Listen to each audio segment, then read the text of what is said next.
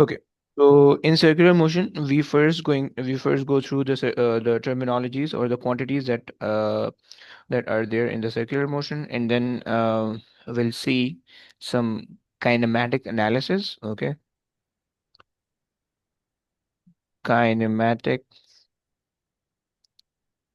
analysis. Okay, and then we will be going through the force analysis, the force analysis in circular motion. Okay, and then we'll see some of the applications. Okay, um, some applications involving circular motion. Okay, circular motion. Fine. So, in this first chapter, we're going to go through these 4 to 5 things. Okay. So I have the page here. Okay. So this chapter is basically, if you consider this the weightage of this chapter, so it is very low in weightage. Like the circular motion question is not that much often come in the exam. Okay, but for from the previous 3 to 4 years, they're giving you frequent questions regarding the circular motion. Okay, so we rather have to take it seriously for this chapter from now on. Okay. So in circular motion, if we consider if we let's start with a circle. Okay, so if I have a circle right here, okay, and an object is moving in a circle, okay, and let's say it starts from this point, it starts from this point, okay, point A, and it ends at this point, point B, okay, and this is the center of the circle, okay, let's say this, okay. So this is what the distance or the motion or the path the object took from A to B, right? So the first thing is this angle, okay, theta, and the second thing is the distance AB, or you can rather say it as arc length, okay, and the third thing is the radius, okay. So can you guys relate these three quantities using the maths that you have studied in your previous level, AS? Arc length equals to, r theta. Very good. So you are saying the length AB or the arc length, we most of the time refer it with S, is equal to r theta. Okay, fine. So, but for Yeah. this formula to be useful, you have to take the theta in radian. Okay, be very careful. Okay, theta should be in radians. Okay, or otherwise,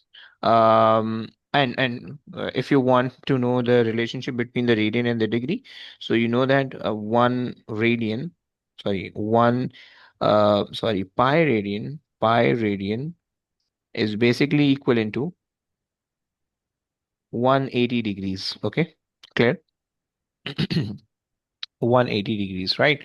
And according to that, can you guys tell me what will be the 1 radian in degrees? Uh, Wait, we have to use a calculator, Yeah, you have to calculate it. yeah? It 180 by is pi? 180 over pi. Yes. So what will be the answer? Can you tell me the exact one, please? 180 over pi gives you something around 50, 60, around 60 maybe. 3.14, no, around 55 or in between 55 or 60. Just do 180 over pi. 180 over 57.3. pi. 50, sorry, 50, 57.3. 57.3. Very good. 57.3. 0.3, and this is basically 1 radian, okay? And the 57.3 is its equivalent in degrees, okay? And if you don't want to use this formula, then the other formula that you can relate is the arc length AB, okay, is equal to theta over 360, okay, times it by 2 pi r, okay. So for this formula, you don't have to use any radian, you just use the degrees in it, okay. Fine. So theta will be in degrees, okay. For theta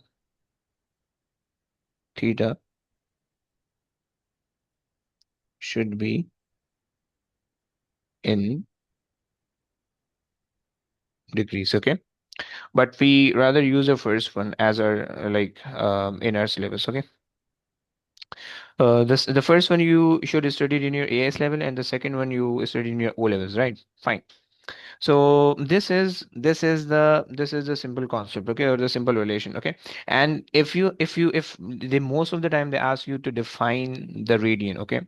So if we try to define the radian, okay, let me just s- small it, okay. So okay, so define the radian. Yeah, define 1 radian. Define 1 radian. Okay, fine. So can anybody define it, please? Yes. For for the definition, we just write this as we just write this as um the angle. It is the angle subtended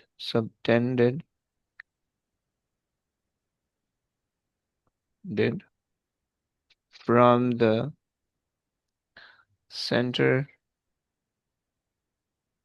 center of this circle, okay, when the arc length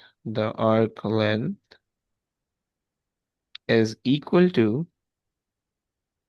the radius, okay, the radius,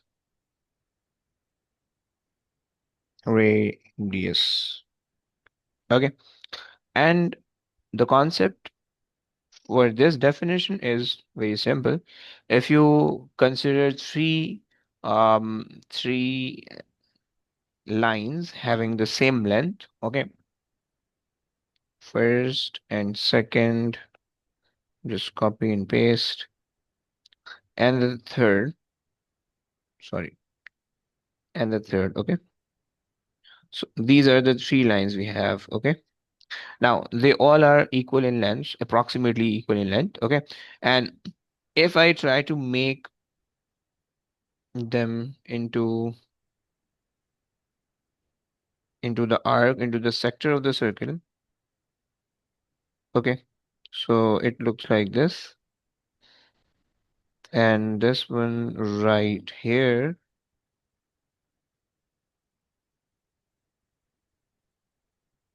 I am trying to keep the length constant, but actually it is difficult for me. Okay, let's say this is it. Okay, so if you have 3 equal length wires or 3 equal length line, and you try to connect them all in such a way that it form this sector of the circle, okay, so the angle subtended from one radius to another radius, or from one point to another point, should be 1 radian, okay. Clear? Is that clear, guys? This is what we just defined, okay. Is that clear, guys? Yes. Yeah. Perfect. Now let me just highlight it. Okay, so this is 1 radian. Fine. Now,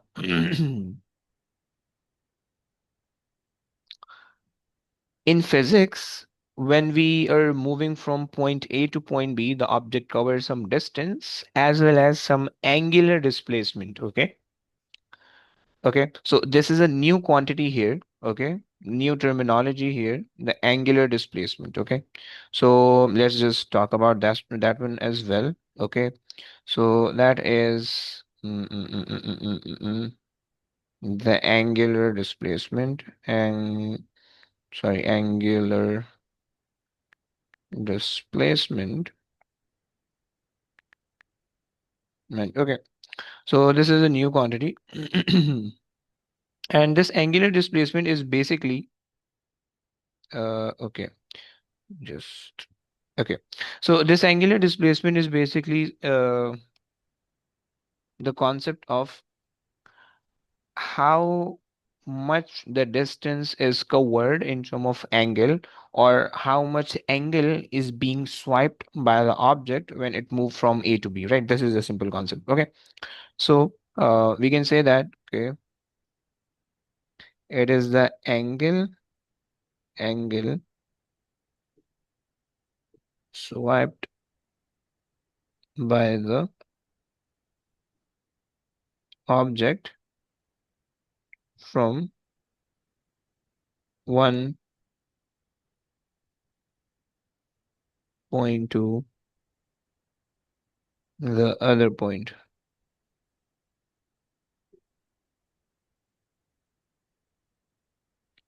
Okay.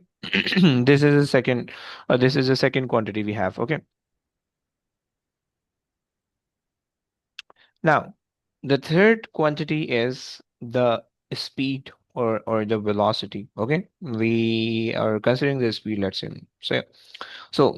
The speed is what you guys just covered in your O levels and in your AS levels. Okay, so it is going to be the distance traveled or the circumference traveled. Okay, since we are discussing the circular motion, so it is a measure of the circumference being traveled by the object in a specific amount of time. Okay, so it is okay. So we are saying um 31. Okay, speed, speed, speed or velocity. You can use both the words. Okay, so for speed, we can say that um it is the rate of change of, either you can say circumference or you can say the distance traveled, the distance traveled by the object in circular motion. Okay, clear? And if you try to write out the formula, so it will going to be speed v. I'm referring the speed with v, not s, because the s is special with the arc length. Okay, so please don't get confused with it. Okay, so speed is equals to distance in term of circumference. Okay, and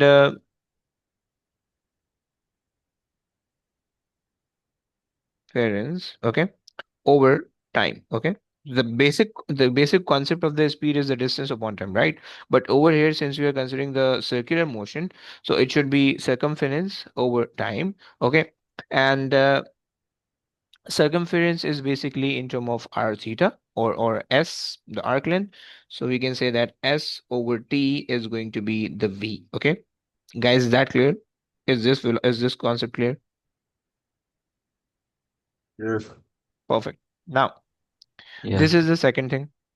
This is the third quantity, by the way. After radian, we discuss the angular displacement. Okay, and then we discuss the velocity or the speed, the normal speed, which we have discussed, in which we discussed in O levels as well as A levels, AS levels, right? And now we have to go through with a new quantity called the angular velocity, because the object is also moving. The object is moving like this, as well as it is also covering some circular motion or some angular distance and angular displacement. So it will also have the angular velocity as well. Okay. So let's just write down the angular velocity. Okay. So angular velocity. Okay. So for angular velocity, um, we say that it is the rate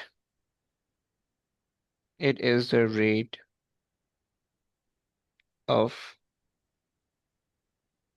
change of angular displacement. Okay, fine. So this is the concept of the rate of change of angular displacement, right? And if we try to write out, by the way, can you guys tell me using, okay, let me just give you the formula. It is mainly represented with the omega, a Greek letter. Um, it is like more similar to the W, but it is not actually W. It seems like so, but if you compare the real W and the omega, you'll see the difference. Okay, so it is like more curved than W, right? So omega is equals to, since the displacement is covered in the angular form, so theta over t. Okay. So this is the formula. Okay. And since the theta over here in radians, okay. So radians. So can you guys tell me what will be the unit for the angular velocity? Yes. Radians per second. Sorry. Radian Very good. You were second. saying radians per second. Perfect. Okay. And it is a vector quantity, by the way, because it has a direction. Vector quantity, right? Okay. So this is a concept of the angular velocity, okay? And I've also mentioned its formula. Fine. Now, let's let's just write down all the formulas that we go through. The first one is S is equals to R theta, okay? The second one is it was S is equals to V is equals to S over T, okay? And the third one is omega equals to theta over t. Okay. These are the three formulas that we have discussed. Okay. Now, can you guys can you guys apply some mathematics on these three equations? And can you show that the velocity v is equal to r omega, or the speed v equals to r omega? Can you guys show that? By the way, please keep in mind the velocity. Okay, I'll make it the diagram, okay, after the derivation, right? So can you guys show it, please?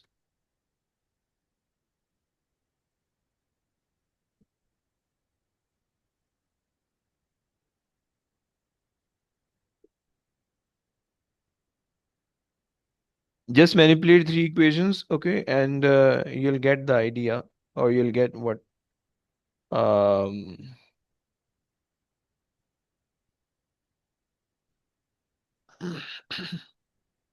okay.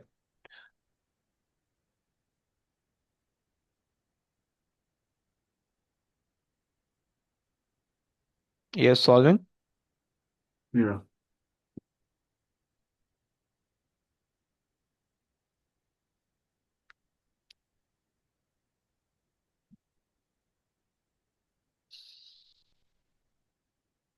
Done.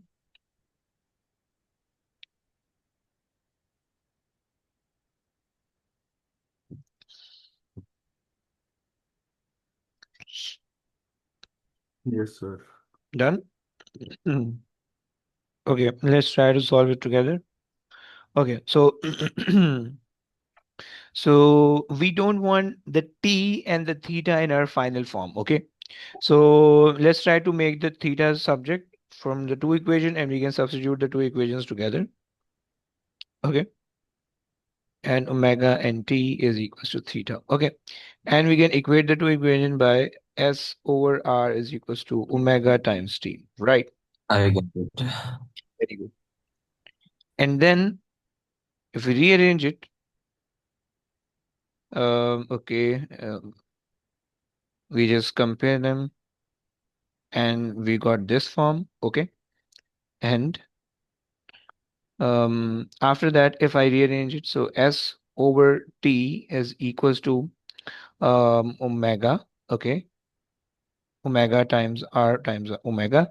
And we know that this whole thing is basically equal to the velocity or the speed, right? So this is going to be the speed v equals to r omega. Okay. Guys, that clear? Yes. Fine. This velocity formula is very important. It will be used in some other formulas in some other chapters as well. Okay. Now, the if you try to mark them on the circular motion, these quantities, so the quantities will going to be like if you travel from this point, let's say this is the circle, okay, and this is the center, okay. It's not actually looking the center, but just consider it, okay. You start from point A, you end at point B, okay, and this is going to be the arc length is, okay, and this angular motion is going to be omega, okay. This theta is going to be the radian in radian or the angular displacement. Okay. Come on. Oh, theta. And this radius is going to be the separation or the distance from the center to the circumference is the radius. Okay. And the whole thing is a circumference of the circle, right? And this is these are some of the quantities or terminologies that we have to discuss. Okay. And let's move on to the portion of the second part. Okay.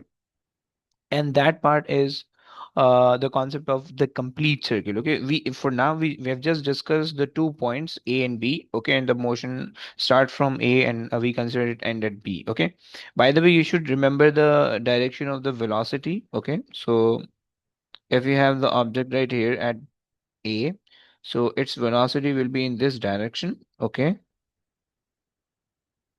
this is V. Okay, and if the object gets to this point, so its velocity will be in this direction. Okay, so this is very important to know. Okay, fine. Now let's move on to the second thing. If we are considering the complete circle, okay, let's say this is a complete circular motion, okay, where the object starts from the point and it ends at the same point. Let's say this is the object, okay, it's starting from the point with the velocity in this direction, okay, and it will end at this point again, okay. This is the velocity v, okay, and after a time t it will end up at the same point. Okay, so if we try to write down the speed formula, so speed v, I'm referring v with the speed, not the velocity. Okay, so speed v is going to be the distance over time, the simple concept. Okay, distance over time. Okay, this is the first thing, right? And in this case, in these cases, the distance is going to be 2 pi r, the circumference of the circle, okay, divided by the time t, which is a capital D because it is going to be the time for one complete oscillation, okay. And you should know that for capital D will always represent one complete oscillation or revolution, okay. So this is for one complete oscillation, okay, and 2 pi. Okay, fine. Now let's try to simplify this equation. Okay, we know that omega. Okay, we know that omega angular speed is theta over t, right? Capital T, right? We know this thing. Okay. If we try to expand it, okay,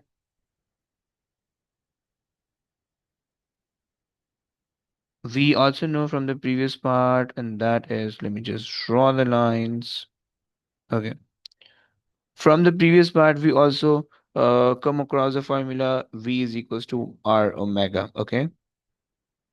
So if I put this formula into the second equation, in the second formula, so it will give me the R omega equal to 2 pi R over T, right? So from there, R and R goes off, and I'm left with omega is equals to 2 pi over T. Okay, 2 pi over T. Okay, and this is a very important formula. Okay, so and you know that in your AS level, you know that the frequency and the time periods are related by the inverse relation. Okay, and that was capital T is equals to 1 over F. Okay, and over here you have the capital T in the denominator, so it will going to be omega is equals to 2 pi F. Okay, guys, is that clear? Is this formula clear? Yes, guys, is this formula clear? Yeah. Perfect. Okay. So these are the two very important formulas. Okay. They'll ask you many time in the different chapters. Okay. They're not related with this chapter only. Okay. And this is the thing. And then after that, please keep in mind this F is going to be your number of revolutions. Okay. Number of revolutions. Okay. Please keep in mind that. Okay. Because, come on. Okay. Because in circular motion we are completing one whole circle, and then after the other, and so on. Okay, so for one complete circle, the time represents the time period. Okay, and for the number of circles completed in 1 second or in the specific amount of time is basically the frequency, right? So that is why we are saying that F is going to be the number of revolutions. Okay, you can be asked in the paper that find the number of revolution performed by the object, which means they're asking for the frequency of the object. Okay, is that clear, guys? Now, so these are the concepts. Okay, these are the concept for the complete circular motion if you have. Okay, now let's try to discuss the concept of the speed and the velocity in the circular motion. Okay, so the concept of the speed and the velocity. Okay, speed and velocity. Okay, so we are discussing the concept of the speed and velocity in circular motion. Okay, and for that, let's assume a circular motion. This is the circular motion. Okay, and let's say that the object is moving at object is at this point, and it is moving in this direction with 4 meters per second. Okay, then when it get to this point, it is moving with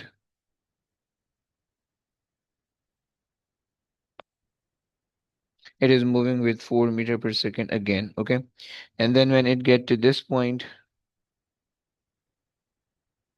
it is again moving at 4 meter per second. Okay, and when it get to this point, it will again getting at 4 meter per second. Okay, now the question is that whether the object will accelerate or it will move with a constant speed or constant velocity. Yes, guys, can anybody tell me, please, whether the object will accelerate or whether it will move with a constant velocity? Uh, I think Hmm. constant velocity. Constant velocity. Okay, you are saying that. Okay, Migdad, what do you say?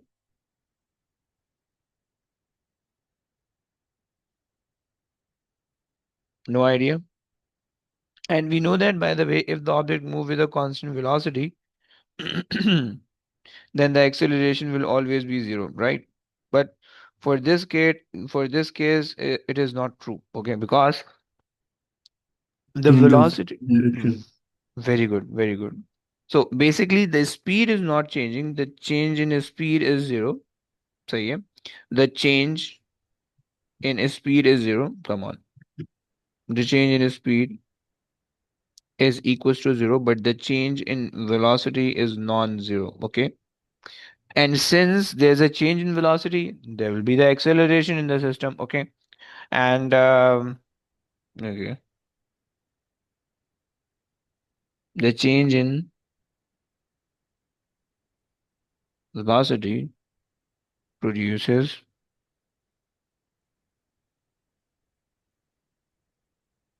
acceleration.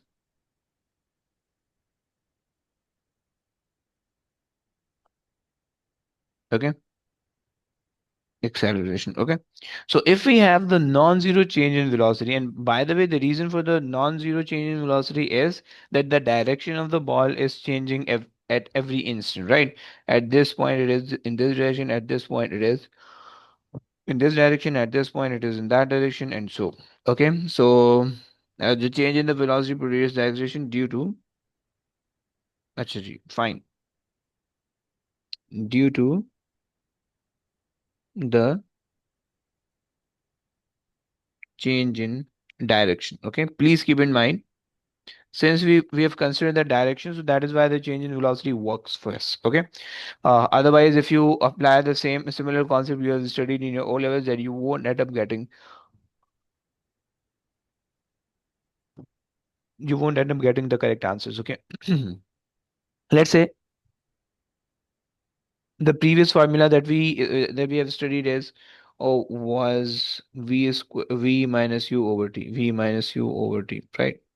But in this case, you don't know the initial and the final velocity, right? Because you're moving with a constant velocity or constant acceleration, right? But if the object takes a U-turn or turn around any point, then it will going to feel the centripetal force or some force exerted toward the center of the circle. Okay, so this is the concept, right? For this formula is not applicable over here because it's required some sort of sine theta in it. Okay, after that it works. Okay, otherwise it won't. Okay, so and this formula, by the way, is only the dimensional analysis. Okay, in only one dimensional analysis. Okay, which means you are only allowed to use this formula when you have the motion in one dimension only. Okay, if the motion is occurring in the two dimension, that you are not allowed to use in this one, you're not allowed to use this formula.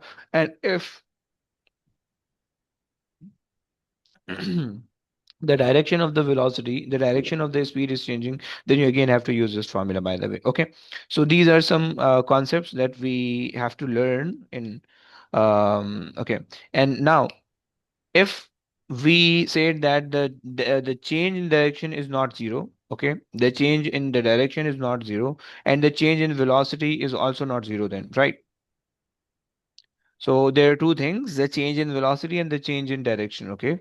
So we first have to figure out what will be the direction of the change in velocity and what will be the direction of the change in acceleration. Okay. Sorry, change in velocity and what will be the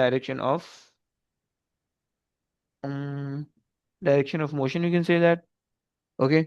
So for that we have to assume, acha, we cannot use this, cannot use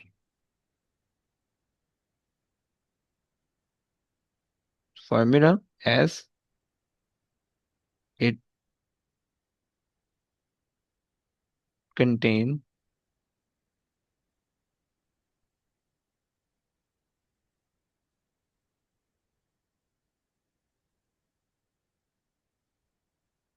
it contains the magnitude,